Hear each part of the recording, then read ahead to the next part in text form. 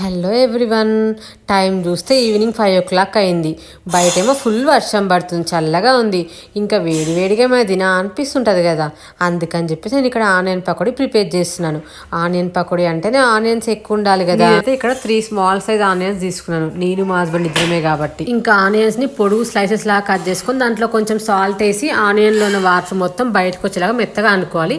అలా అని చెప్పేసి ఆనియన్స్ అస్సలు బ్రేక్ అవ్వద్దు. దాంట్లో కొంచెం గ్రీన్ చిల్లీస్ వేసినప్పుడు ఏంటంటే కొంచెం మనం పంట కింద పడినప్పుడు స్పైస్ లేకుండా కొంచెం ఇట్లా దాంట్లో కలిపి మిక్స్ చేస్తే అలా స్పైస్ ఉండదు అనమాట. దాంట్లో కొంచెం అల్లం వెల్లుల్లి పేస్టు, రెడ్ చిల్లీ పౌడరు, కొంచెం ధనియా పౌడర్ అండ్ జీలకర్ర, కొంచెం పసుపు కలర్ కోసం అని చెప్పేసి, కొత్తిమీర, పుదీనా, కరివేపాకు అన్నీ వేసి మంచిగా మిక్స్ చేసుకోవాలి. ఇంకా అన్నీ మిక్స్ అయ్యాక మంచిగా మెయిన్ ఇంగ్రీడియంట్ శనగపిండి అనమాట. శనగపిండి మీకు క్రిస్పీగా కావాలి అనుకుంటే కొంచెం బియ్యం పిండి కూడా యాడ్ చేసుకోవచ్చు. నేనైతే కొంచెం బియ్యం పిండి యాడ్ చేశాను, మాకు క్రిస్పీగా ఇష్టం అని చెప్పేసి.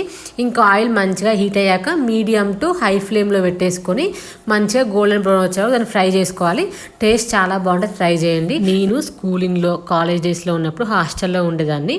ఇట్లా రైనీ సీజన్ వచ్చినప్పుడల్లా నాకు అనిపిస్తూ ఉండేది, నేను ఇంట్లో ఉంటే మంచిగా బెడ్షీట్ కప్పుకొని పడుకునేదాన్ని, మంచిగా ఏమో తినేదాన్ని, అట్లా అనిపిస్తూ ఉండే చేసుకొని తినాలి అనిపిస్తుండేది. I think most of the హాస్టలర్స్కి ఫీలింగ్ ఉండే ఉంటుంది కదా. నాకైతే కమెంట్ సెక్షన్లో కమెంట్ చేయడం అసలు మర్చిపోకండి. ఇంకా మొత్తం అయితే రెడీ అయిపోయినాయి పకోడీలు, చాలా టేస్టీగా ఉండే అసలు. ఇంకా నేనైతే ఇక్కడ మా హస్బెండ్కి ఇచ్చేసినాను మయోనీస్ పెట్టేసి. ఇంకా మా హస్బెండ్ రియాక్షన్ చూడండి ఎలా ఉంది అంటే ఏం చెప్తున్నారు చెప్పాలి. బాగుందా?